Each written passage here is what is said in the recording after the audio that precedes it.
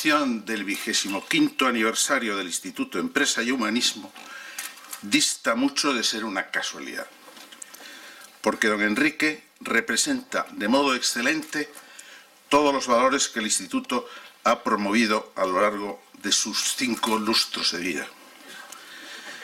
En primer lugar, destaca su brillante entronque personal y familiar en el mundo empresarial, campo primordial de nuestras investigaciones y actividades formativas, durante un periodo cuya duración a lo largo de un cuarto de siglo habla ya de una constancia que elimina toda sospecha de oportunismo o frivolidad.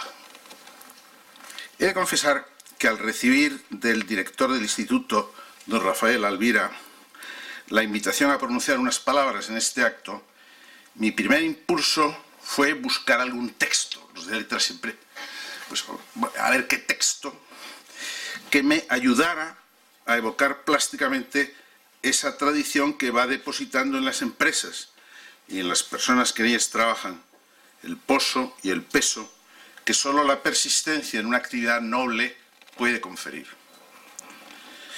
Los incontrolables caminos de la imaginación y la memoria me condujeron a tomar en mis manos un ejemplar de los Buddenbrock, la primera gran novela del que llegaría a ser Premio Nobel de Literatura, el escritor alemán Thomas Mann. Ya se ve que no, estuve muy acertado con lo del texto, ¿no? Lo releí de punta a cabo y fui recordando el interés de Enrique por el ámbito germano y ese enraizamiento suyo en el mundo de las organizaciones empresariales, porque es una novela de una empresa, de la empresa familiar en Lübeck, de los Buddenbrock.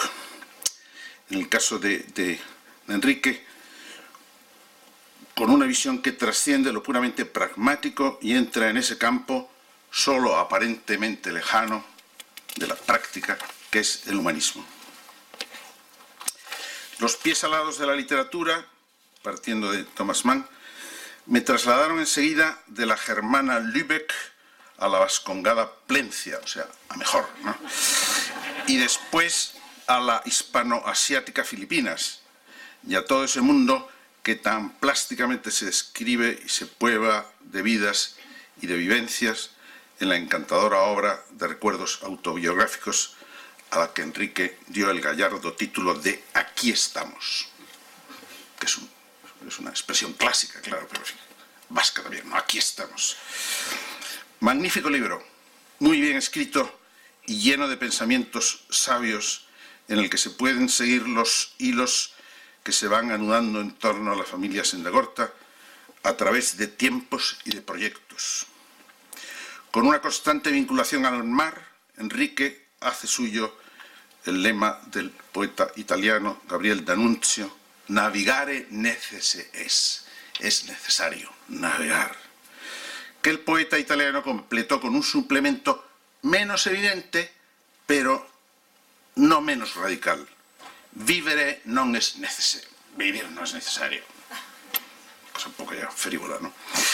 Para Enrique y su familia tampoco vale vivir de manera estática, conformista y desilusionada. Vivir es navegar, arriesgar, querer lo propio y genuino, crear, trabajar, amar a la patria y servir a todos. Vivir de manera conformista, acomplejada o centrado en uno mismo, eso no es vivir. Resulta fascinante seguir una trayectoria que, siempre cercana al mar o en pleno mar, conduce a toda una estirpe desde las entrañables tradiciones de la marina vasca y las aventuras del comercio internacional hacia la industria de la más fulgurante modernidad. Aunque pueda parecer paradójico, lo cierto es que no hay ruptura entre lo uno y lo otro, entre la fulgurante modernidad y la añosa tradición. En este libro de recuerdos, en el que un poema o un texto literario decoran casi cada hoja, podrían figurar, y es una sugerencia para la siguiente edición, estos versos de Juan Ramón Jiménez, que parecen como un emblema de tan brillante familia. Libertad de lo bien arraigado, seguridad del infinito vuelo. Solo hay un tipo de innovación eficaz, aquella que hunde sus raíces en la tradición vital. Solo hay un verdadero universalismo, aquel que brota de la tierra propia y se expande por mares y continentes. Por lo que al acto de esta mañana concierne, podríamos decir que solo hay un tipo de organización empresarial que consiga ser al tiempo innovadora y permanente.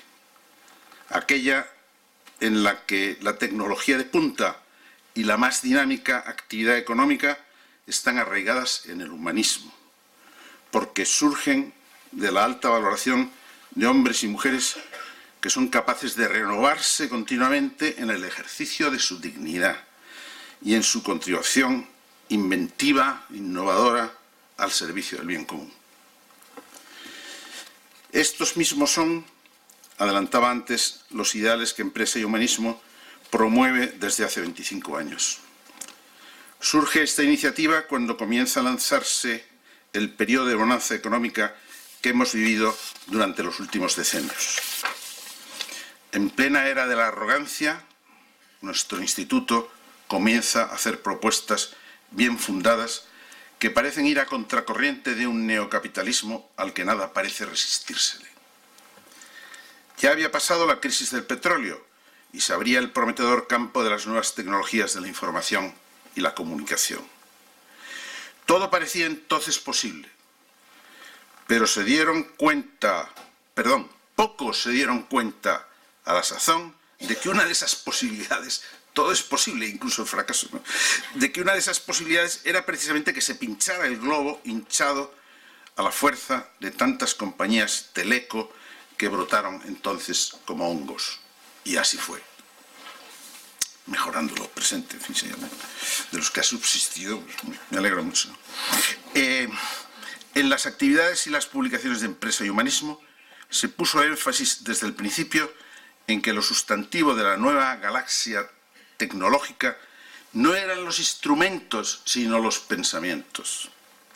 El dedo indicador apuntaba hacia un futuro al que cabe llamar sociedad del conocimiento, pero a no pocos, fascinados por el anuncio de una nueva era, no se les ocurría otra cosa que mirar el dedo, ignorando la meta a la que señalaba. Mira, qué interesante. Apunta el dedo. No sé. Pero...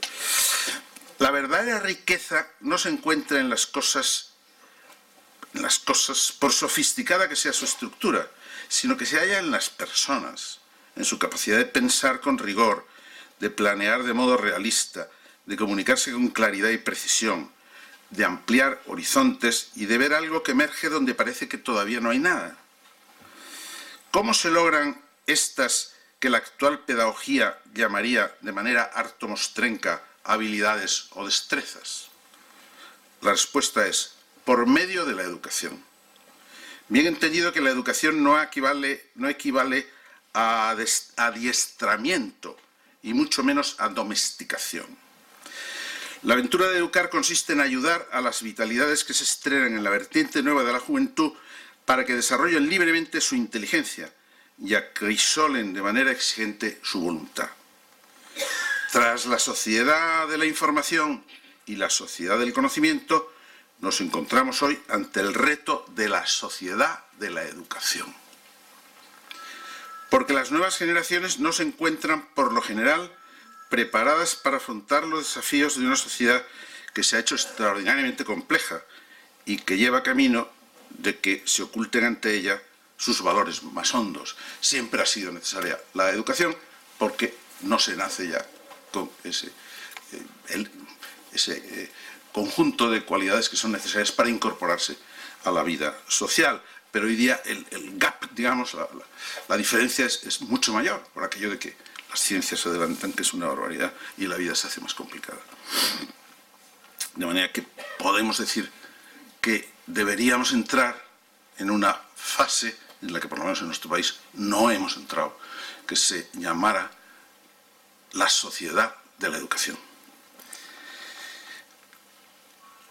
Los actuales enfoques de la educación, en todos los niveles formativos, no están a la altura de este requerimiento, como lo demuestra la cadencia del descenso de la calidad de la enseñanza.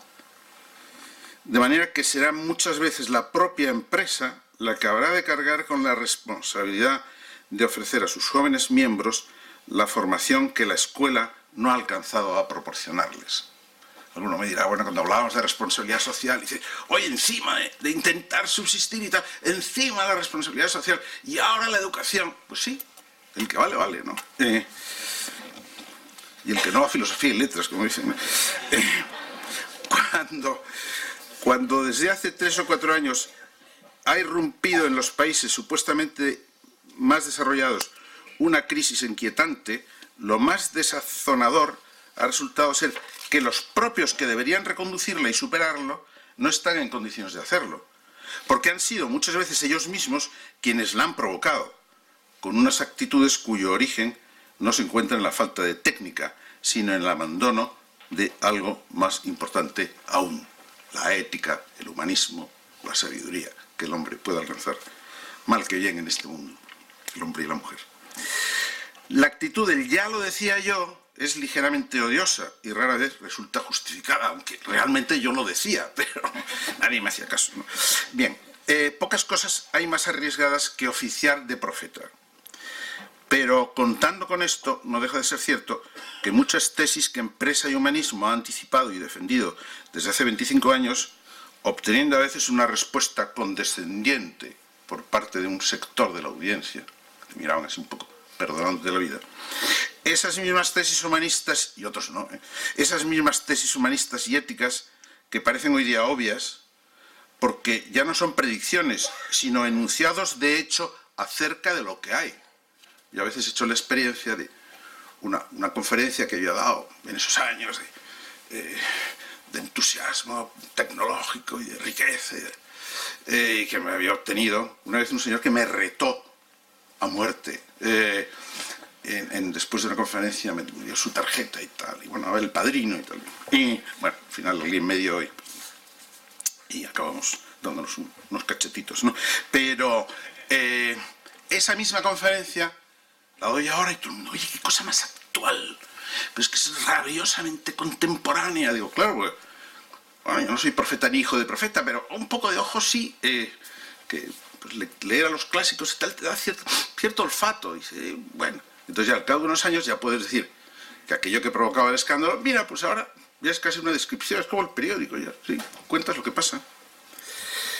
Pero en fin, eso me ha pasado una vez, ¿no?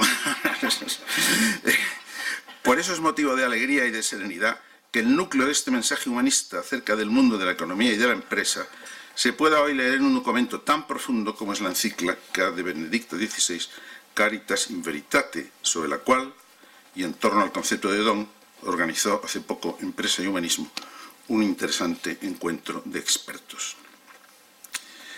Para navegar en mares tan revueltos ha sido providencial contar a la rueda del timón con una persona como Enríquez de Sendagorta, tan avezada a afrontar fenómenos que van desde la tormenta a la calma chicha. Nunca se le ve tenso o airado. Su rostro parece traslucir la armonía de alguna composición musical de procedencia germánica, por supuesto, repasada quizá algún día de verano en la wagneriana Beirut. Con su imborrable sonrisa, nos da a todos la serenidad que requieren los tiempos duros, a los que tampoco está desacostumbrada la Universidad de Navarra, como el señor rector puede atestiguar. Como la propia institución universitaria que lo acoge, cuyo discurrir no se mide ni en años ni en días, Empresa y Humanismo es un proyecto de largo aliento, cargado ya de experiencia, pero que es consciente de estar dando sus primeros pasos. Son ya muchas las personas y las instituciones a las que Empresa y Humanismo y quienes en el Instituto hemos trabajado debemos nuestro reconocimiento y nuestra gratitud. Académicos y empresarios que han puesto generosamente sus conocimientos y sus energías al servicio de la investigación y la transmisión de un saber acerca del lado humano y social de las corporaciones empresariales.